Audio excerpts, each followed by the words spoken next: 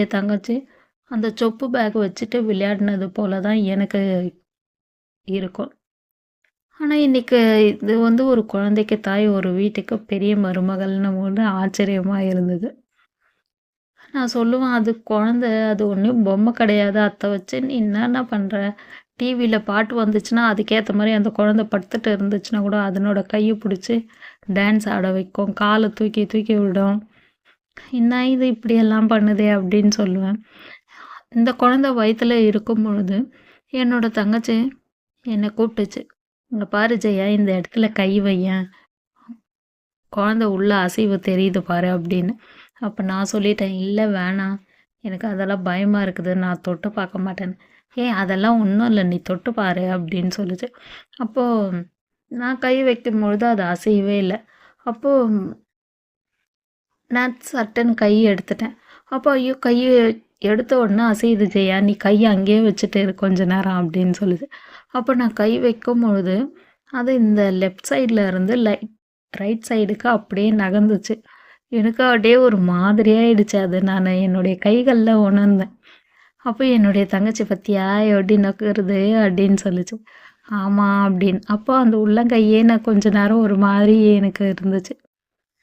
அந்த குழந்தையோட அசைவ நான் வயித்துலயே நானு அந்த குழந்தை இருக்கும் பொழுது அந்த உணர்வு ஆச்சு. அத கூட நான் ஒரு ட்ராயிங்கா கூட பண்ணியிருந்தேன். அதுக்கப்புறம் 3 மாசம் கழிச்சு என்னுடைய சின்ன தங்கச்சியும் அவங்க ஊருக்கு போயிட்டாங்க.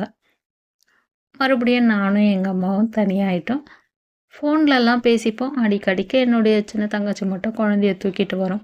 ஏன்னா, அவங்க ஊர்ல இருந்து இங்க வந்து தான் எல்லா பொருளும் வாங்குவாங்க. குழந்தைக்கு தேவையானது, அந்த இன்ஜெக்ஷன் பண்ணுறதெல்லாம் கூட எங்க ஊர்ல ஹாஸ்பிட்டல்ல தான் பண்ணணும்.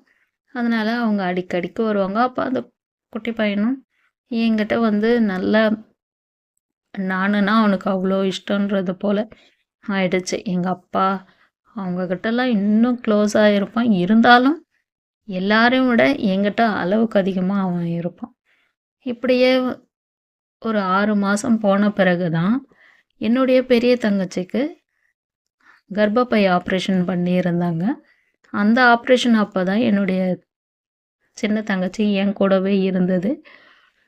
அந்த குழந்தையும் பார்த்துக்கிட்டு, என்னையும் பார்த்துக்கிட்டு இப்படியே தான் இருந்துச்சு. என்னுடைய பெரிய தங்கச்சிக்கு ஆப்ரேஷன் முடிஞ்சு தையல் பிரிக்கிற அன்னைக்கு.